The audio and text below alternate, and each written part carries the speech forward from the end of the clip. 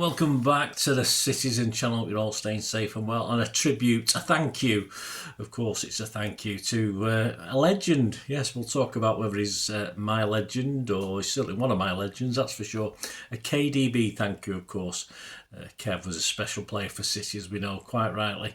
In a time possibly of more legends we can shake a stick at, isn't it, at this point in time, and get more statues up like the Rome in its heyday sort of thing. And of course there's got to be a statue for Kevin, of course there has. It's inevitable, isn't it? Personally, I can remember other legends from other times as well. I'm old, you see. There was ever a comparison that KDB was made with from someone from the past. It was, or my past, if you like, because there's probably a few going backwards as well. Still all my all-time favourite, just a smidgen ahead of KDB.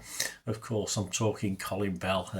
It's not like for like. They both had different qualities unique to themselves, but I grew up with Colin Bell. So KDB, not far behind. One hell of a player for our wonderful team, of course. So this is my simple thank you to Kevin. A unique look through personal observations. Later on, there'll be lots more stuff in later parts from local media, personal ratings, stuff like this. But special emphasis, of course, in this one on what he did, his assists, his goals, who he scored them against, etc., etc. So part one will cover his game contributions for City during his first two seasons. Yes, 2015-16 and 16-17. Of course, under two managers, under Peller's and, of course, Pep's first season. Right, Kevin, yes, he was born, let's get this out of the way in part one. He was born in Drongen, Belgium on the 28th of June 1991. He's just a spring chicken, isn't he? The Belgian senior career began in 2009 with Genk, and he went on to become an integral part of their title-winning side, making 17 assists and scoring 6 goals in the 2010-11 season. Yes, that was an interesting one for City, wasn't it? Chelsea moved for De Bruyne in January 2012, though he remained with Genk until the end of that season and spent the following campaign on loan at Werder Bremen. He impressed in the Bundesliga, scoring 10 goals in 34 starts before his return to Chelsea. But he did find first-team opportunities hard to come by there. I think they do now. Just after 9 appearances, De Bruyne signed for Wolfsburg in January 2014. It was there that he blossomed into one of the best playmakers in world football, and he remained so, obviously. Hitting 16 goals, breaking the Bundesliga record with 21 assists, as his side finished second and won the German Cup in 2014-15, and his efforts saw him crowned Bundesliga Player of the Year and Footballer of the Year. Yes, and he started the 2015-16 pre-season at Wolfsburg, but there was plenty of transfer speculation. De Bruyne said he would not force Wolfsburg to sell him, but also said they could not ignore interest from, yes, Manchester City, saying, if an offer does come, I will hear about it, how much it is, but I've not heard anything yet. I would not go to England just to prove that I can play there. I do not have to go to England. If I go, it's because for me and my family, it's a good choice. That's the key for me. And there was some movement in August, some initial bids, and on 27th of August it was reported that City had made a further bid for De Bruyne that was too good for Wolfsburg and the player to ignore. He joined Peller's City on the 30th of August 2015 on a 6-year contract, a reported club record fee of 55 million, or some papers had it a little bit higher, 75 million euros. Making the second most expensive transfer in British football history. Of course, many doubted in the media his worth, and of course the famous Daily Mirror back page headline, the £60 million reject, echoed many so-called football experts' thoughts. So much they knew, eh? Though not in the blue side of Manchester, of course. We were pretty excited, I remember. On to that season, 2015-16, City sat top of the Premier League. We'd played 4-1-4, scored 10, none against when Kevin joined us. And he made his debut in the Premier League on the 12th of September away against Crystal Palace, replacing the injured Sergio Aguero in the 25th minute. Jesus was a recipient of one of his quality through balls. Sadly, he didn't put the chance away, so he denied Kevin an assist on his debut. A last-minute Iniacho goal was the difference on the day for that one. 3 days later, he made his Champions League debut, coming on to replace Sterling on 71 minutes in a disappointing 2-1 home loss to Juventus. And on the 19th of September, he made his first start for the Blues at the Etihad, which was our first league loss of the season. It's not going so well, is it? 2-1. He scored his first goal for the club against West Ham in first half stoppage time as Aguero played a short pass to him on the edge of the D and he struck it into the bottom corner. He would make it 3 goals in 3 games, adding to his tally in a 4-1 win at Sunderland in the Capital One Cup on the 22nd of September. On 25 minutes after a 1-2 with Sterling, he slotted home, nutmegging the keeper. Also added an assist for Sterling as well. And again on 25 minutes in the next game, but our only one in a 4-1 loss at White Hart Lane on the 26th of September. A similar goal to the Stadium Light one. After a Yaya through ball, he slid it under the keeper to then put City 1-0 up at the time. We lost 4-0, not so good. KDB won City's Player of the Month for September. From the fans, was also made the Ballon d'Or shortlist, although he wouldn't get anywhere near, well, he wouldn't get to win that eventually, would he, at any time, which is a travesty, really. At home on the 3rd of October, he scored City's 4th in a 6-1 Etihad rout of Newcastle and supplied 2 assists for Aguero's 5-goal haul that day. A nice ball through for Aguero to lift the ball over the keeper to make it 3-1. His own goal for 4-1 was an exquisite over-the-shoulder loop volley into the far corner from a Jesus Navas cross. He laid on Aguero's and City's final goal with a turn on a left foot cross across the 6-yard box for Sergio just to tap in. In a 5-1 home win over the Cherries on the 17th of October, he supplied the assist from his own half to Sterling to make it 3-1. On the 21st of October, in match day 3 of the Champions League, he scored a 91st minute winner against Sevilla. Yaya fed KDB just inside the box and he dragged the ball delicately onto his left and found the corner of the net, making it 2-1. A goal and an assist in a 5-1 home win over Palace in the Capital One Cup on the 28th of October. He stole it at the back to put City 1 up from an Iheanacho cross in the box and repaid this by supplying the cross for Iheanacho to get City's 3rd. On the 31st of October, a 2-1 home win over Norwich. No nightmares that night. His corner resulted in a bullet Otamendi header for 1-0. It's great watching these back as well, guys. On the 28th of November, in a 3-1 home win over Southampton that left us top, Kevin had a hand in all 3 City goals. He opened the scoring on 9 minutes, tapping under pressure as Sterling powered up the left wing. Some fortune with the second. His corner seemed poor, probably wasn't, I'm probably being unkind, but evaded everyone as Delph hammered it home from 25 yards, but his shot did take a deflection. But Kev's final assist, a dink to the back post for Kolarov, who met it sweetly, to put it into the far corner, was no fluke. Great. It was I think there was 2 defenders there as well that Kolarov managed to beat with his header. KDB liked the Capital One Cup and was scoring his 3rd Capital One Cup game in a row in a 4-1 home win over Hull City. Boney opened the score. Boney, whatever you want to call it, opened the scoring after picking up a deflection back off the post from a long-range Kevin effort on 12 minutes. Kev made it 3 for City after powering through to nip in and poke home a header that was meant for the keeper from the defender, but didn't quite get there. He nipped in and put that one in the net, which was far too short from the defender, but Kevin bustled in and toe pokes it past him. From a free kick just outside the box, Kev made it 4-0, placing it to the top corner over a defender's head who had been guarding that post. No rest for Kevin on Boxing Day. City had lost top spot though and would never regain it, but he was active in a 4-1 home win over Sunderland. A looping cross from the left was headed home by Sterling on 12 minutes for 1-0, and for 3-0 a free kick taken just inside the Sunderland half was met sweetly by Boney near the penalty spot for a 4-0. An attempted ball to Boney was blocked, but Kevin picked it up just inside the box, placing it home. On the 9th of January, a goal and a 3-0 at Norwich on 78 minutes of the FA Cup 3rd round. On as a sub, Navas put him through. He turned the defender inside and out and just about squirrels it through keeper Ruddy's legs. On the 16th of January, assisting a 4-0 home win over Palace as he assisted Delph's 30-yard strike. Delph's 30-yard strike to make it 1-0. On the 27th of January 2016, De Bruyne scored a goal and provided an assist in the League Cup semi-final second leg 3-1 victory over Everton, but sustained an injury to his right knee that would keep him out of the team until early April. He replaced Yaya on 66 minutes. Shortly after coming on, he smashed home from close range a sterling pullback that looked very close to being over the line. Might have been, to make it 3-3 on aggregate, and cometh the hour, cometh the Kev, as he whipped in a cross. His whipped in cross was headed home for City's winner. Sad scenes though, he just stretched it off after a late foul on him near the Everton box. He would, of course, miss the Capital One Cup final win over Liverpool. On the 2nd of April, De Bruyne made his return from injury in a 4-0 against Bournemouth at Dean Court, scoring the team's second goal in the 12th minute after a lovely David Silva flick back to him in the box.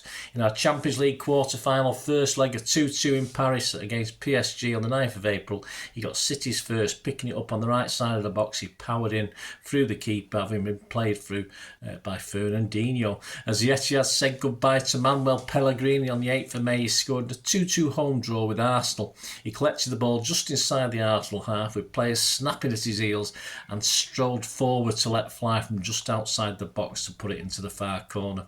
His stats for the season: in the league, he played 22, he made 3 sub-appearances, scored 7 goals with 9 assists. In the Champions League, he played 8, made 2 sub-appearances and scored 3 goals.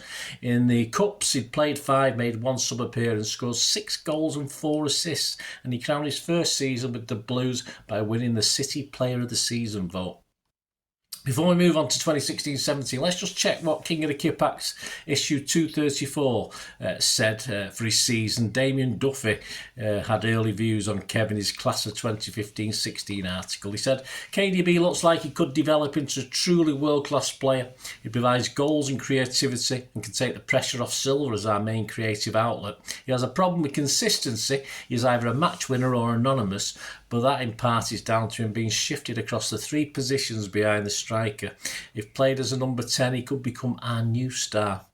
Excellent first season, and he rated him an A-. That'll do, I suppose. Season 16-17, and Kev will now play for the genius that is Pep Guardiola. Kevin was a second half sub in a 3-2 loss to Arsenal on the pre-season tour, but started the Champions League qualifier on the 16th of August, a 5-0 win at Stoia Bucharest. His dink into the box for Nolito to score in the second half on 49 minutes made it 3-0. On the 20th of August, in a 4-1 win at Stoke, his whipped-in free kick from the right was headed home by Sergio to make it 2-0 on 36 minutes. Another free kick assist as his cross found the header Fernandinho to make it 2-0 at home to West Ham on the 28th of August. Iheanacho headed on as KDB broke into the United third and simply placed it into the corner of the goal to make it 1-0 in a 2-1 win at Old Trafford on the 10th of September. In a 4-0 home win over Bournemouth on the 17th, he opened the scoring with a free kick blasted low that went under the jumping wall, and his delicate through ball found Gundo just outside the area, who slotted home the 4th later. He also supplied the pre-assist for the other 2 City goals in a man-of-the-match performance. On the 24th of September, a trip to Wales to play Swansea, and at 1-1 KDB received an arm to the face in the penalty area to win a penalty kick, which Sergio scored for 2-1. Then on a City counter-attack, KDB fed Sterling to make it 3-1, and under Pep, City had played 10 league games and got the maximum 30 points. It looked so good then, didn't it? As October moved into November, he missed a couple of games with a minor hamstring problem, and at the end of October missed a League Cup defeat at Old Trafford with a calf injury. He came on for Nolito in 68 minutes away at West Brom, and from the left supplied Gundo with the ball to seal the game at 4-0 on 90 minutes on the 29th of October. After an earlier 4-0 loss in Barcelona, some revenge for City, beating Barcelona 3-1 at home in the Champions League. On the 1st of November, he sent a 28-yard free kick over the wall, and the keeper's hand was unable to keep it out, putting City 2-1 up on the night. Kev supplied Aguero with his 150th City goal with a lovely ball behind the Middlesbrough defence for a tap-in from 6 yards out. It ended 1-1 though on Bonfire Night. The draw dropped City from 1st to 3rd. Pep in his first season with City would not top the table again. Against Palace, he supplied Yaya with a late winner as he drilled the corner in low towards the 6-yard box on the 19th of November. Sterling found KDB in the box and his turn and cross was glanced in by David Silva in a hard-fought 1-1 draw at Mönchengladbach on the 23rd of November. A Kevin gentle teasing cross with his left foot found Zabba unmarked at the far post to side foot home to make it 1-0 in a 2-0 win over Watford at the Etihad on the 14th of December. 4 days later, De Bruyne switched play with a long raking ball over to Sterling on the right touchline, and Raz did superbly to run inside and find the corner with a left foot shot to score the winning goal in a 2-1 home win to Arsenal on the 18th of December.